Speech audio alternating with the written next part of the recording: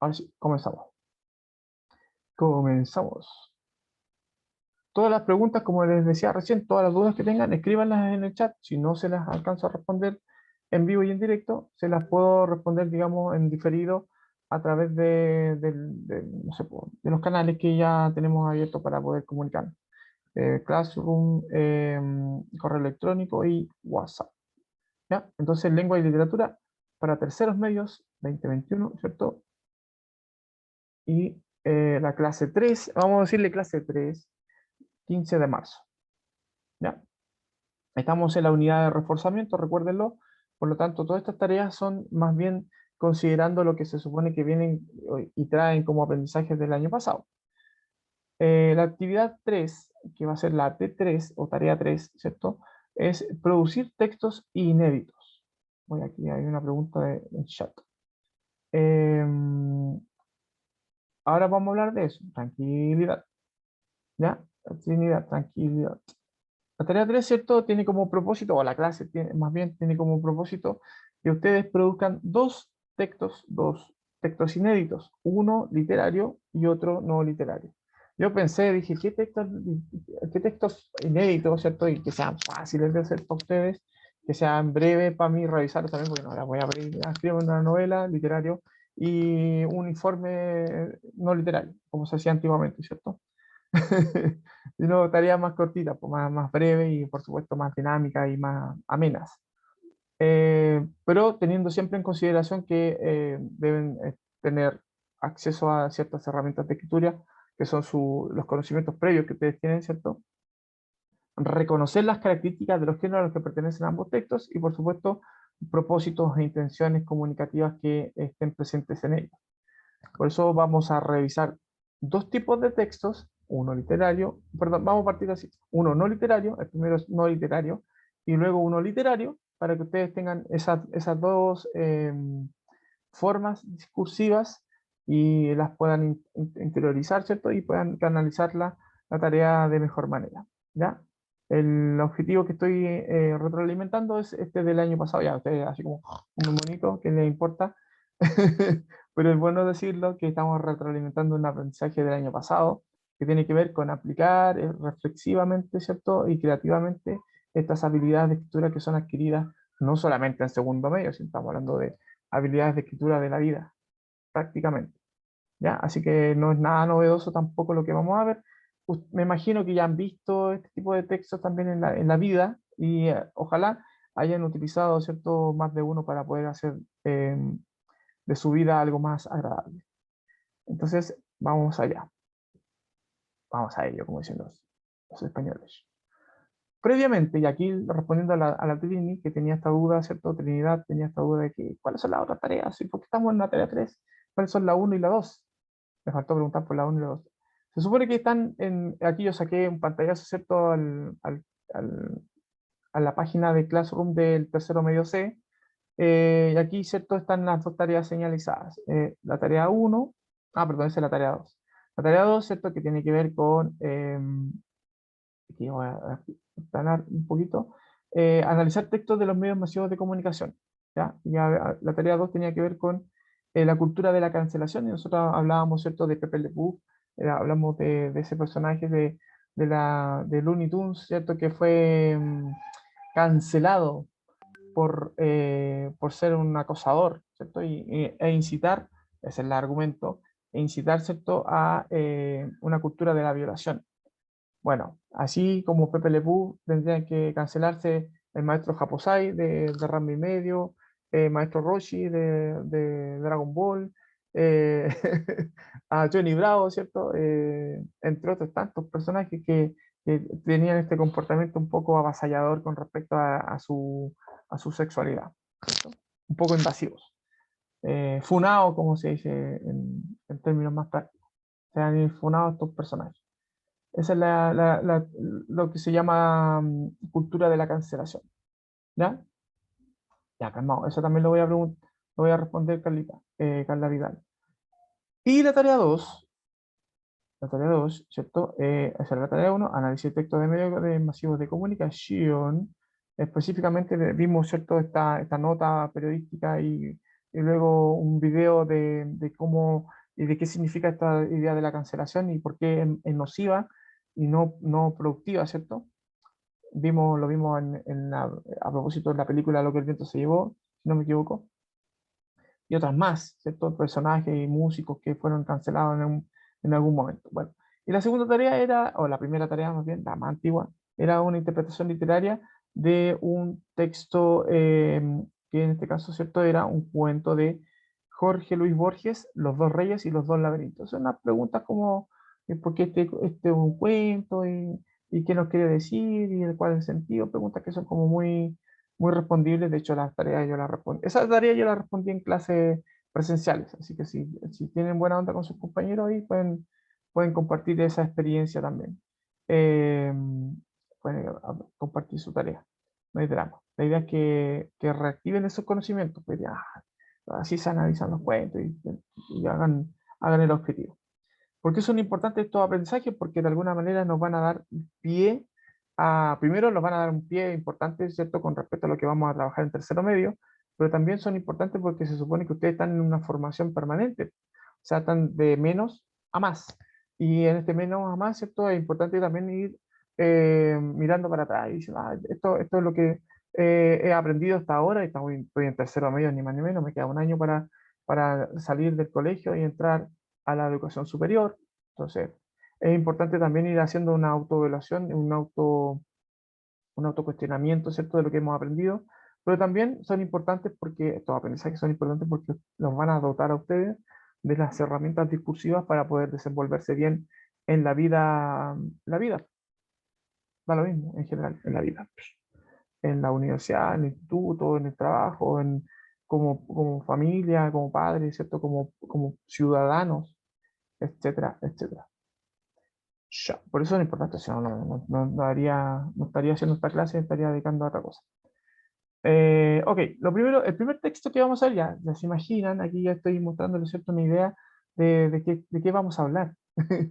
La tarea 3 entonces tiene que ver con el primer texto, que ustedes van a tener que producir es algo parecido a esto,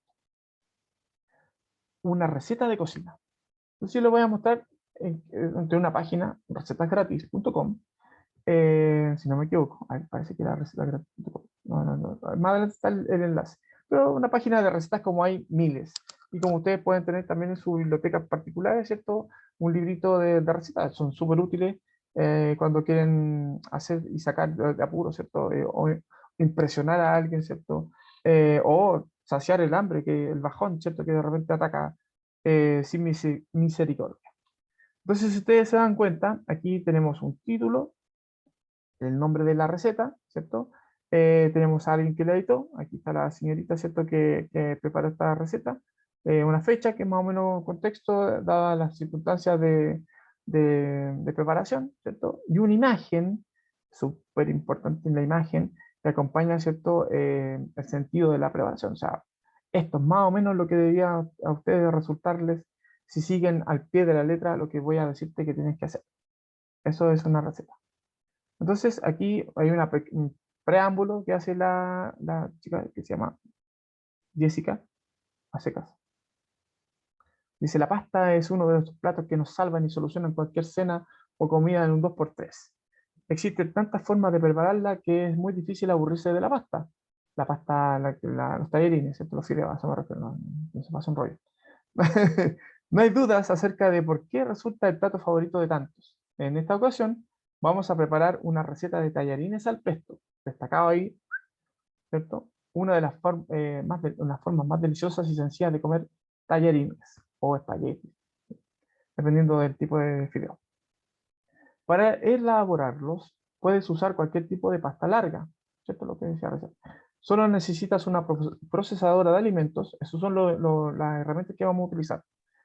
Procesadora de alimentos o un mortero para hacer la salsa y unos pocos ingredientes. Hay distintos tipos de pesto y más adelante te vamos a hablar de algunos de ellos para que puedas preparar la receta perfecta para ti. Descubre cómo hacer tallarines al pesto en recetas gratis. ¿Ya? Entonces, tenemos una primera, esto sale en la receta, yo corté la receta, ¿cierto? Y la fui pegando en la diapositiva para que ustedes vieran, ¿cierto?, las partes de la receta. Esta es la primera parte, creo que una de las más importantes que ustedes tienen que considerar. El nombre del plato, ya lo sabemos, ¿cierto? No es necesario hacer una presentación del platillo, de qué se trata, ¿cierto? Lo hace Jessica solamente para poder decir algo, ¿cierto? Seguramente. Podemos pasar directamente a este punto, que es las características de los ingredientes, ¿cierto? Las cantidades, el detalle, ¿cierto? Lo que voy a usar. Entonces aquí decimos que para cuántas personas es, esta porción es, o sea, esta preparación es para estas porciones, o sea, 2 porciones, del tiempo que me va a tomar, ¿cierto?, la preparación, y si es difícil o no la preparación en sí. Aquí dice que la dificultad es baja, ¿cierto? Además, hay otra característica que le añade Jessica, la que prepara la chef, podríamos decir, que es una receta barata, además. O sea, es rápida, es fácil de hacer y es baratita. ¿Ya? Tío Aldo, ¿queréis decir algo? Sí, ¿sabes qué, Kenito? Tengo a Elías Castillo, ¿Ya? a Noelia Mejías, a Miguel Muñoz y a Héctor Piñones, que son del C, Sí, po. tercero medio C. Sí, yo le hago los 3 terceros, tío Aldo y yo. ¿Tú lo haces los 3 terceros? Yes, sir. Ya, ok, gracias. Por si acaso. Sí, o sea, eso es Ya, lo que salía en el plan presencial. Entonces yo ya, estoy gracias. respetando eso. Ok, Vale, tío. gracias. Bueno, les decía entonces, chicos, tenemos estos 3 elementos, 3 características: cantidad de comensales, ¿cierto? Tiempo de preparación, dificultad baja y coste barato. Luego la lista de ingredientes. 360, ojo los datos, ¿cierto? Que son precisos, muy, muy puntuales. 360 gramos de tallarines, eso lo pueden, con una pesa, ¿cierto?, de cocina, lo pueden precisar. 60 gramos de albahaca, la hoja preferentemente, ¿cierto? Ahí faltó el detalle. 60 mililitros de piñones o almendras peladas. Hay personas que usan pistacho y otras que usan, como yo, ¿cierto?, que usamos nueces. También funciona. 4 dientes de ajo, ojalá ajo fresquito, ¿cierto? 100 gramos de queso parmesano que puede ser queso rallado, esos que venden en sobre, ¿cierto? Un sobre de queso rallado, funciona bien. Y 120 mililitros de aceite de oliva extra virgen. Yo mezclo aquí yo hago, para no gastar tanto aceite, para que no quede tan pesada la preparación, mezclo los aceites. Son datos, detalles que uno, la experiencia le va dando, ¿cierto? Y puedo mezclar, puede ser solamente aceite de oliva, qué sé yo, sal y pimienta a gusto. Ahí también uno puede condimentar con un poquito de comino, por ejemplo, qué sé yo. ¿Ya? También se le llama, en Perú se le llama tallarines verdes, se le llama así. Bueno, ok, ¿cómo hacer los tallarines al pesto? Lo primero que tienen que hacer, ¿cierto?, es añadir a la licuadora o trituradora el ajo, la albahaca, los piñones, las nueces, la sal, la pimienta, ¿cierto? Con un poquito de comino también puede ser. Y licuarlo. Aquí falta el aceite, po. Qué importante el aceite también, porque no puedo licuarlo si no le añado el aceite. Ese sería el paso 2, ¿cierto? Poco a poco le voy añadiendo, ¿cierto?, el queso y el aceite hasta que tengan una salsa, una textura, ¿cierto?, deseada. Dice la gente que debe quedar sin grumos. Hay gente que le gusta más grumosa, el queso se lo añaden al final, por ejemplo. Yo, otro truco que hago, ¿cierto?, para que no se ponga de este color y tenga un color como más pistacho, así como un verde más vivo, le añado 3 cubitos de hielo a la licuadora, ¿cierto? Entonces voy echando el hielo y el mismo hielo va aprisionando la albahaca y así queda con un color un poco más bonito a la vista, más verde, no tan café, así como sale aquí, que es producto de la oxidación de la albahaca misma con las cuchillas de la licuadora. Esos son detalles que da la experiencia. Punto 3, ¿cierto? Mientras tanto que ustedes van preparando la salsa, pueden ir cociendo el agua, ¿cierto? Y en el agua haciendo sus tallarines. Aquí le dice sal y aceite. En los mismos paquetes de los tallarines sale cómo preparar el tiempo que tienen que tener los tallarines, ¿cierto? En cocción, el tipo de fuego que tienen que usar. Y lo más importante, ¿cierto? El tiempo, pues, para que queden al dente los tallarines y se puedan servir con esta salsita pesto. Cuando están ya cocidos los tallarines, ¿cierto? Los escurren, se vierte el pesto sobre ellos. Hay gente que prefiere que los tallarines se enfríen. Entonces, esperan un poquito que estén en frío, otros los lavan, ¿cierto? No sé, dependiendo de los gustos personales, eh, para que se vayan, que mientras más fría la pasta, ¿cierto? Mejor se adhiere el pesto, dicen algunos. Esos gustos personales, ahí ustedes pueden hacerlo como quieran. Pero aquí dice cocinarlos, escurrirlos, vertir el pesto en los tallarines y disfrutar, ¿cierto?, de estos verdaderos tallarines al pesto. Y lo pueden decorar con algunos piñones o echarle, ¿cierto?, nueces picadas, una hojita, ¿cierto?, de albahaca ahí acompañando, ¿ya? Y eso claro, está en recetasgratis.net, no era .com. Y ahí está el link para que lo revisen. Y así debería quedar entonces su platito. Pueden hacerlo, incluso termina la clase y se ponen a cocinar. Ahí tallarín al pesto, tienen la receta ya. La idea de la receta. Ese es el texto, podríamos decir, uno de los primeros textos. Vamos a decir que es un texto instructivo o normativo porque cumple con unas características que son estas de entregar o dar una información, dar una instrucción. La instrucción es una información. Aquí se dota al receptor, ¿cierto? El objetivo de este tipo de textos es que los receptores tengan, tengan una actuación frente, ¿cierto?, a una planificación. O sea, que ellos reaccionen de alguna manera, hagan algo, ¿cierto? Este tipo de texto suele darse combinado, ¿cierto? No solo por la exposición y la descripción, sino también implica esto, que sea esta descripción pormenorizada, lo vemos, ¿cierto?, en las indicaciones de la cantidad de ingredientes, por ejemplo, que se están necesitando para la preparación, y el paso a paso, ¿cierto? Esa es la instrucción más importante en este tipo de textos. Se describen los elementos, ¿cierto?, para instruir sobre su manejo, su uso, qué sé yo. Encontramos textos instructivos o normativos dentro de todos ellos, los reglamentos, las normas de funcionamiento de conducta, condiciones para participar en una determinada actividad, reglas, ¿cierto? Por ejemplo, ahora mismo que están diciendo que comunas entran en cuarentena, también qué implica estar en cuarentena, por ejemplo, qué cosas puedo hacer, qué cosas no puedo hacer, cómo lo debo hacer si quiero salir, hacer los permisos, por ejemplo, son todas estas planillas que hay en internet para poder llenar y postular a cosas, también son instructivos, etcétera, etcétera, etcétera. O sea, hay una infinitud de textos que tienen esta característica de ser instructivos o normativos. Entre ellos, bueno, está la ley también, por supuesto, las constituciones, por ejemplo, también que estamos en aras de proceder a la producción de una nueva, y también las recetas de cocina, los manuales los manuales de uso también. Características destacadas de los textos instructivos, decíamos, ¿cierto? El formato especial y característico, que nosotros si vemos una receta de cocina, decimos, ah, esta es una receta de cocina, no cabe duda, ¿cierto? Por cómo está escrita y las imágenes que lo acompañan. Además dice, receta de cocina, o sea, no hay por dónde perderse. Desarrollo de los procedimientos, como ya sabemos, ¿cierto? Los pasos detallados, incluso ilustrados.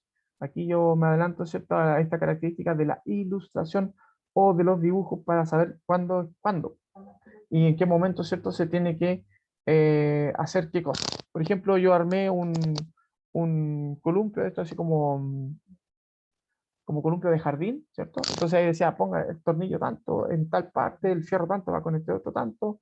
Entonces todo tiene como, si no lo hago, va a quedar un mamotreto, o sea, perdón, un esperpento. No, mamotreto, otra cosa.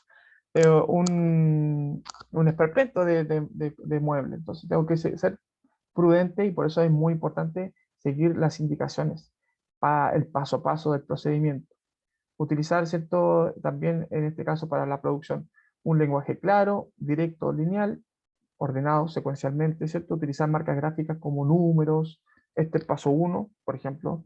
Primero tienes que hacer esto, las indicaciones verbales, ¿cierto?, de que esto va primero, asteriscos, guiones, que sea, todo lo que me sirva, como aquí, estos puntos, ¿cierto?, que me sirven para poder diferenciar o secuenciar los pasos. Aquí decimos también que los textos instructivos, aquí, bueno, se mencionan nuevamente manuales, reglamentos, guías, prescripciones médicas, oiga, tómese el remedio cada 8 horas de esta manera, ¿cierto? Una cucharada y no cucharadita, ¿cachai? O sea, todo lo que, los mililitros, ¿cierto? Que yo lo puedo usar con un dosificador, vienen vasos de repente con indicaciones, ¿cierto? De las cantidades, los pesos, por ejemplo, que también yo puedo, es muy útil tener una pesa en la cocina, ¿cierto? Cuantificando las cantidades para que te quede preciso y seguir al pie de la letra las instrucciones. Aquí tenemos tipo de textos instructivos. Hay textos que pueden presentarse de manera textual, valga la redundancia, gráficos, ¿cierto? O mezclar estos dos formatos, ¿cierto? Lo gráfico y lo textual, como por ejemplo, en este caso, las recetas de cocina. Y también audiovisuales, por los tutoriales. Yo toco guitarra, ¿cierto? Y veo tutoriales de cómo tocar tal canción y me estaban diciendo, rasguea así, toca, pone las manos de este modo, afina de esta manera, ¿cierto? El ritmo y todo el cuento. Te va mostrando cómo hacer la, la, la cancioncilla, por ejemplo. Ese sería el texto 1. Y el texto 2 que les voy a mostrar es este que se llama, es un poema, un tipo de poema, ¿cierto? Llamado haiku. Ya, yo voy a hacer chiquitito aquí para que ustedes puedan ver esta presentación. Hay una pregunta en el chat. Sí, cierto, que dio apetito.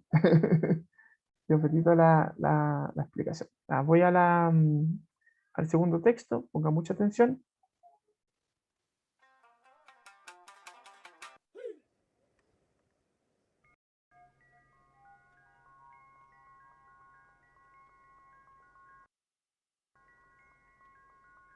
Entonces en el siglo VIII tienes la tanka y la waka, que es prácticamente sinónimo. Waka es canción japonesa o poema de Japón y tanka es canción corta.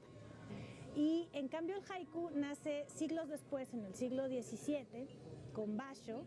Basho retoma el tanka, pero solo la primera parte del tanka le es suficiente a Basho para expresar lo que quiere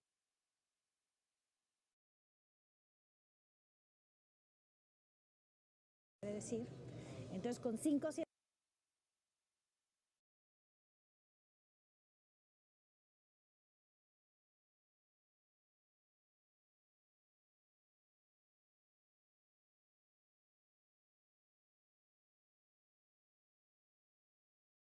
7-5, la primera parte del tanka del waka, él tiene un poema autónomo y le llama Hoku. Este poema es lo que nosotros conocemos como haiku, pero el nombre de haiku se lo da Shiki, el poeta Shiki del siglo XIX, cuando dice, ¿saben qué? Es un poema autónomo. ¿El inicio de qué? Si es inicio y fin en sí mismo.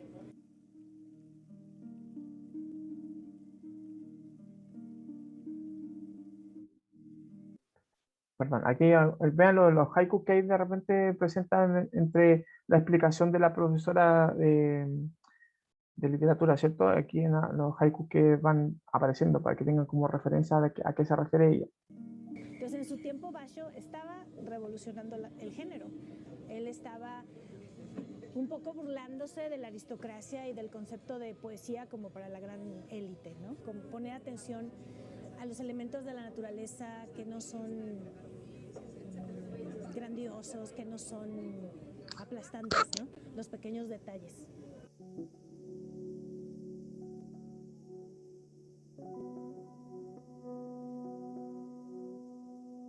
No hay rima en el haiku, no hay títulos, no hay signos de puntuación, pero hay ecos fonéticos, hay juegos visuales, qué significa un carácter y qué otra cosa puede significar. No hay metáfora en el haiku tradicional.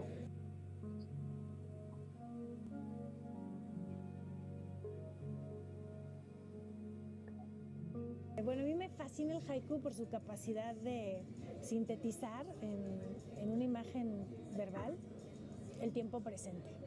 Entonces no es tanto que sean 17 sílabas. El haiku yo creo es en esencia un poema que liga instante con eternidad. Eso es como lo más importante. En la medida en que tú puedas representar el sabor del aquí y el ahora, pero inscrito en algo que siempre está sucediendo, que eso es lo eterno, lo cíclico para un japonés, puedes construir un máximo alcance poético. Otro elemento que nunca debe faltar es una palabra kigo. Alguna de las palabras debe darme la clave para saber en qué estación estoy. Otro elemento importantísimo es la cesura, que en japonés se llama kireji. Debe haber una pausa, un corte. Hay una elipsis, en esa cesura hay una elipsis donde algo sucedió. Y ese algo es una revelación, una chispa, algo que te despierta. Estás en la vida normal y te despierta. Este es muy bueno.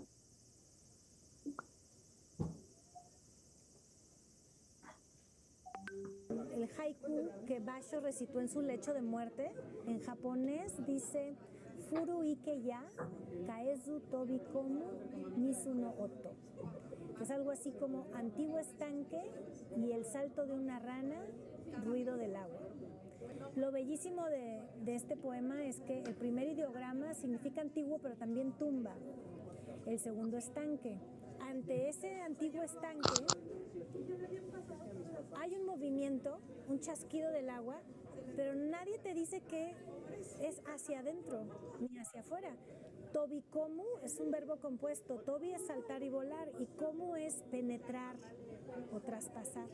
Si una ranita, cuando es renacuajo, tiene que dejar ese mundo acuático para saltar hacia una nueva vida como anfibio, estamos hablando de una transformación y no de una muerte. Deja de ser renacuajo, muere en esa dimensión, pero está vivo en otra.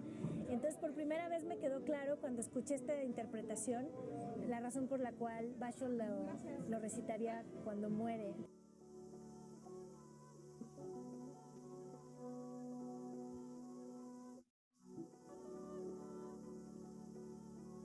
Eso es. Bueno, esa es la idea de... Voy a responder en el chat. A ver, ¿qué preguntas tienen? Ah, bueno. Estoy con la mitad del volumen, chiquillos, y un volumen más o menos decente ahí. Sí, yo estaba muteado. Es que había ruido aquí en el sector, ¿cierto? Están construyendo, están arreglando una calle y están metiendo más bulla que igual. Y de repente nos falta su moto y su camioncito también. Chiquilines, voy a explicarles más o menos de qué se trata la producción de un haiku. ¿Qué es un haiku más bien? Ustedes van a tomar como noción esta producción de un poema para que hagan sus propios haikus. ¿Ya? Está el video que les como voy a subir la clase, ¿cierto? Y seguramente en la misma tarea, cuando les ponga la tarea en Classroom, les voy a dejar el enlace, ¿cierto? Para la explicación que hace la profesora de literatura acerca de lo que es un haiku, ¿ya? Bueno, aquí de la Radio Televisión Española, ¿cierto? Se preocuparon ellos de cómo escribir un haiku y ayudar, ¿cierto? A instruir a la gente para poder hacer uno y entrar en esta poesía zen, que es prácticamente lo que hace el haiku, es como estar en conexión con una filosofía más como de contemplación. Bueno, 6 claves para escribir un haiku. Dice, la escritora japonesa Seiko Ota, publicaba hace unos años el libro 6 claves para escribir un haiku, también publicado bajo editorial Hyperion. Dice, en el libro, ¿cierto?, se explican de manera sencilla las líneas a seguir para la construcción de este tipo de poemas. Las características que se definen dentro de la poesía haiku, de la poesía breve, ¿cierto?, son las siguientes. Entiéndase que esta noción de poesía japonesa, haiku, ¿cierto? Implica simpleza, pero dentro de lo breve, ¿cierto? Implica simpleza, por eso son breves, porque intentan ser simples. Y por lo tanto, le dan el poder al receptor, al lector, de hacer la reflexión en torno a lo que se supone inspiró el poema. Es más o menos llevarte al lugar, ¿cierto? Por eso que es importante aquí la palabra clave, la palabra que tiene que ver con esa conexión natural, que es el kibo. Bueno, ahí lo vamos a ver. Primera parte, ¿cierto? Los haikus se escriben entre 17 sílabas en total. 5 sílabas en el primer verso, son 3 versos. Son 3 versos, ¿cierto? El primer verso tiene 5 sílabas, así, mi, ma, me, 5, ¿cierto? 7 sílabas el segundo y 5 sílabas el tercero, ¿cierto? Sin duda, este rasgo distintivo de los haikus es su forma. Los haikus se escriben en 3 versos sin rima, no tienen que tener rima, ¿cierto? Los versos entre sí, de 5, 7 y 5 sílabas respectivamente. Esta métrica, sin embargo, es flexible, no pide, ¿cierto?, que ustedes puedan escribir, por ejemplo, un haiku con un número de sílabas un poco distinto. No por ello, ¿cierto?, dejan de ser haiku. O sea, yo puedo hacer uno de 4 o de 8 y de 6, no sé, pues, no tan distinto, ¿cierto?, en la cantidad, se entiende breve, ¿ya? Eso es importante, la estructura. 5, 7, 5, 3 versos sin rima. La segunda característica dice, tiene que ver con la tradición. Todo haiku dice, ha de incluir un kigo. El kigo es una palabra o expresión que indica la época del año a la que se refiere el poema. Por ejemplo, la palabra nevada, ¿cierto? Si aparece, si usted utiliza la palabra nevada y tiene 3 sílabas, ¿cierto? Neva, va. Remite al invierno, porque cuando nieva es, sino en invierno. Frío, ¿cierto? También frío, 2 sílabas, y también puede remitir al invierno, ya que en esa época es cuando neva, ¿cierto? ¿Se entiende? O hace frío. La expresión cerezos en flor, 5, ¿cierto? Por su parte, remite a la primavera porque es cuando los cerezos florecen. Entonces, no es, aunque no es obligatorio, los clásicos, ¿cierto?, siguen esta pauta de incluir el kigo como una referencia temporal. Se entiende que, explico por qué esta referencia a la época, ¿cierto?, o a un momento en el año, ¿cierto?, temporalmente hablando.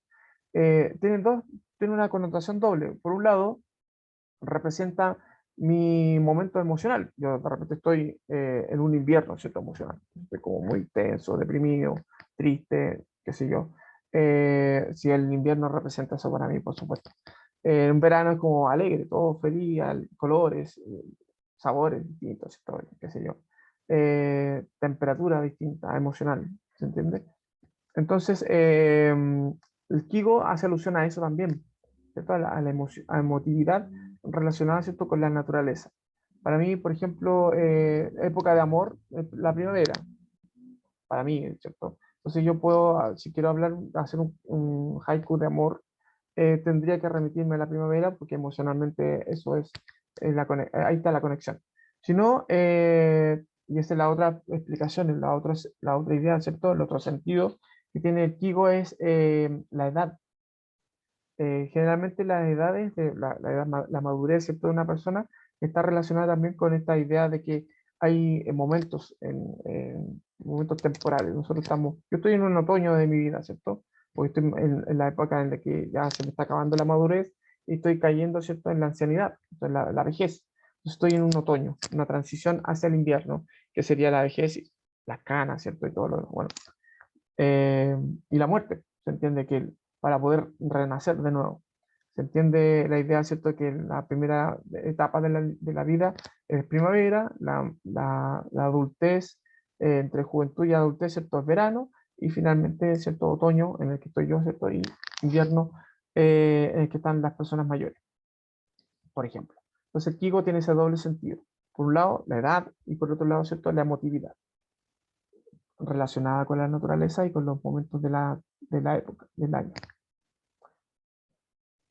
Tercer aspecto, ¿cierto? Los haikus, dicen, muestran escenas de la naturaleza o de la vida cotidiana, lo que explicaba recién. Generalmente muestran estas escenas de la naturaleza como paisajes, ¿cierto? Que tienen que ver también, les decía recién, con lo que nosotros sentimos, o sea, lo que queremos proyectar, cómo nuestra vida cotidiana se puede plasmar en una escena, en en una especie como de marco escénico, ¿cierto?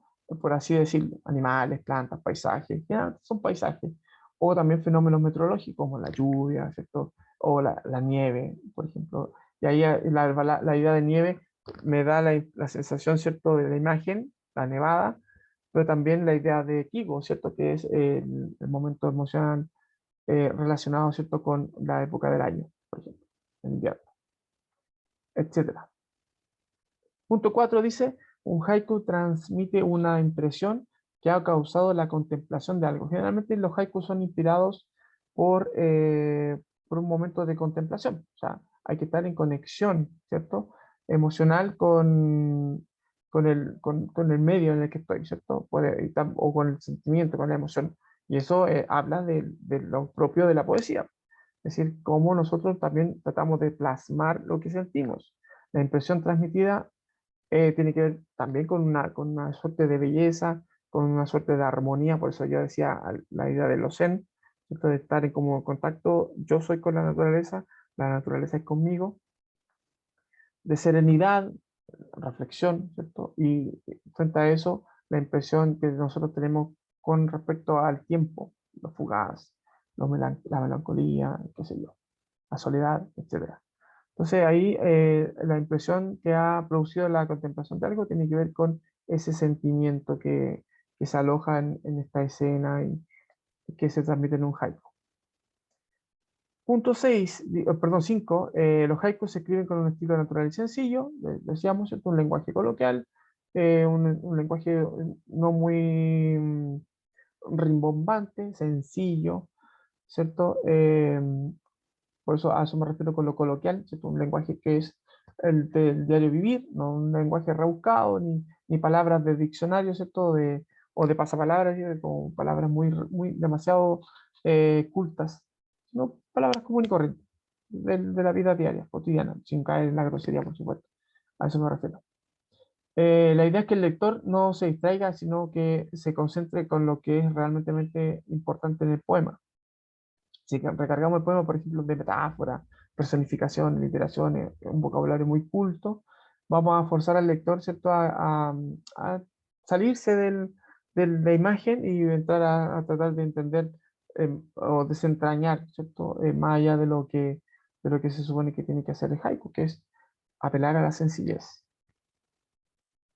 Y punto 6 dice la omisión. Hay un punto, la profe decía un punto que no está mencionado aquí, lo voy a señalar igual, que es la cesura, ¿cierto? Que tiene que ver con una pausa, con un quiebre, ¿cierto? Entre el primero, el segundo, y entre el segundo y el tercer verso, debe haber como una pausa, como ese momento que te indica que te estás contemplando la naturaleza para poder inspirarte poéticamente. En la poesía japonesa, entonces, es muy importante lo que se omite, ¿cierto? No señalarlo todo, no ser muy redundante, ¿cierto? Sino dar pie a que la persona, también el lector, haga la contemplación y se lleve al lector en esa contemplación al escenario que se supone que inspiró al poeta.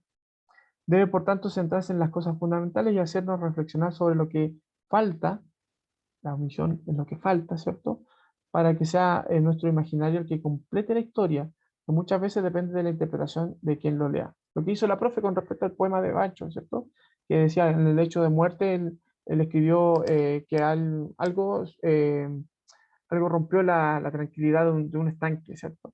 Que es como, puede ser la transformación de lo que significa la muerte, ¿cierto? Que la muerte no es sino un proceso de transformación hacia algo más.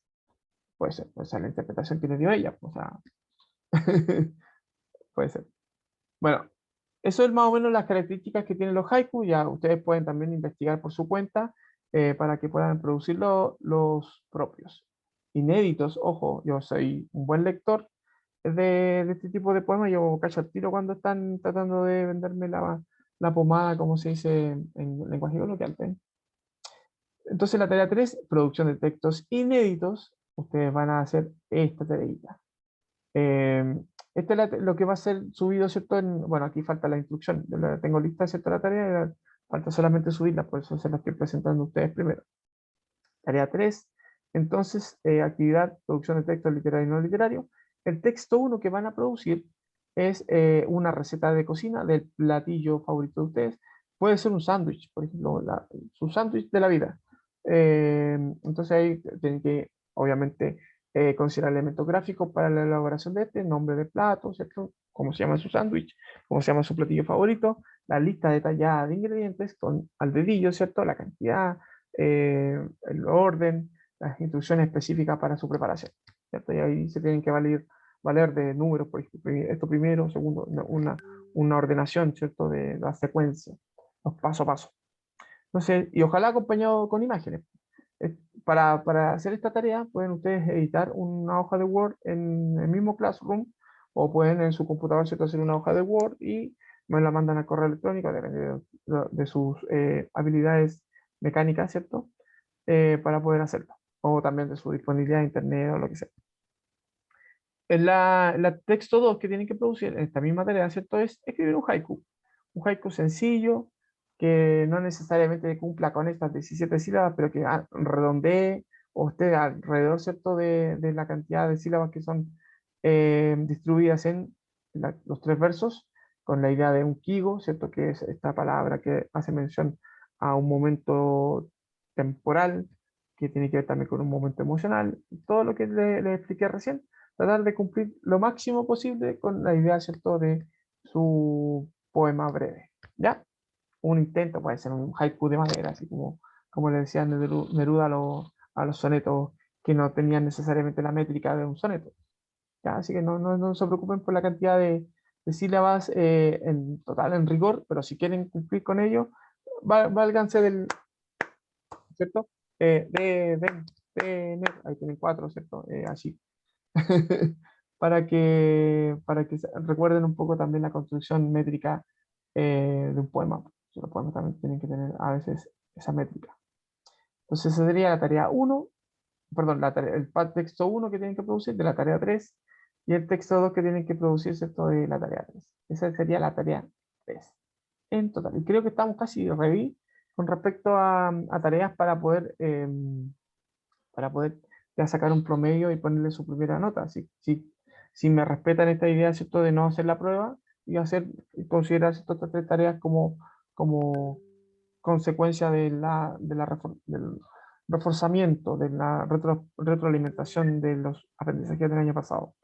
Entonces, en el epílogo de la clase, hoy día aprendimos, ¿cierto?, a reconocer 2 tipos de textos, uno literario, otro no literario. Dijimos, ¿cierto?, que la distinción entre uno y otro tiene que ver con el uso del lenguaje, la claridad en el texto no literario, para que sea entendible y completable, ¿cierto?, las tareas que se encomienda, perdón. Un texto instructivo tiene que ser lo suficientemente claro para que las personas puedan poner en marcha estos procedimientos y tener como conclusión un platillo de comida, por ejemplo, caso de una receta.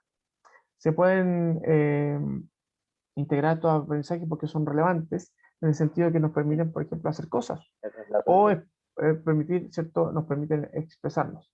Bastián, ¿voy a decir algo? ¿Es ahora o nunca? Alguien me preguntaba sobre las fechas. Se entiende que la unidad de retroalimentación generalmente está relacionada con el primer mes de clase, o las primeras 3 semanas de clase. Entonces, tenemos plazo hasta fines de mes, por lo menos para hacer las 3 tareas. La idea es que no se atrasen más allá de este tiempo, ¿cierto? El tiempo de la clase, de las clases de retroalimentación para tener esta tarea. Como tenemos una buena asistencia en general, ¿cierto? Pueden ir corriendo y hacer correr, ¿cierto?, la voz a sus compañeros para que hagan estas actividades y puedan cobrar su primera nota al libro, ¿ya? Su letra de notas tiene que relucir un 7 porque han hecho un buen esfuerzo, ¿cierto?, en sus tareas. No importa que se equivoquen, para eso estamos y lo podemos reestructurar las veces que sea necesaria para que aprendan, pues ese es el punto, ¿ya? Por eso es importante que todos aprendizajes sean ahora adquiridos, porque de cara, ¿cierto?, a lo que va a ser tercero medio, tienen que tener estas nociones. Por eso son importantes también, porque de alguna manera les permite mejorar su desenvolvimiento, su desenvoltura, ¿cierto?, como ciudadanos en un mundo lleno de información. Así que también es importante por eso. Chiquilines, dicho esto, hagan zen ahí, hagan meditación para que les llegue la inspiración y buscan su propio hobby. Cualquier duda que tengan con respecto a la tarea y con respecto a lo que se supone que pueden ir generando, ya saben cómo ubicarme, ¿cierto? WhatsApp, correo electrónico y en el mismo Classroom se puede hacer una interacción. No os digo más porque tengo que dejar la sala. Chicos, cuídense mucho, que tengan una bonita semana. Atento a las medidas Chao, profe. sanitarias para Chao, que, profesor. Chao, profesor. para Se que ve veamos bien si bueno nos lo vemos. con pesto. Chau, chau. Sí, ¿cierto? Vamos a hacer algo ahí al respecto. Chao.